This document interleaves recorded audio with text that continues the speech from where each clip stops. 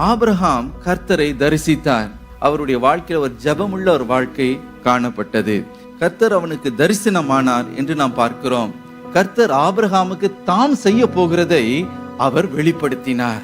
ஆபிரகாமை பார்த்து சொன்னார், இதோ சோதம் குமாராவின் பட்டணத்தின் அதனுடைய அக்கிரமங்கள் வான பரியந்தம் எட்டியிருக்கிறது.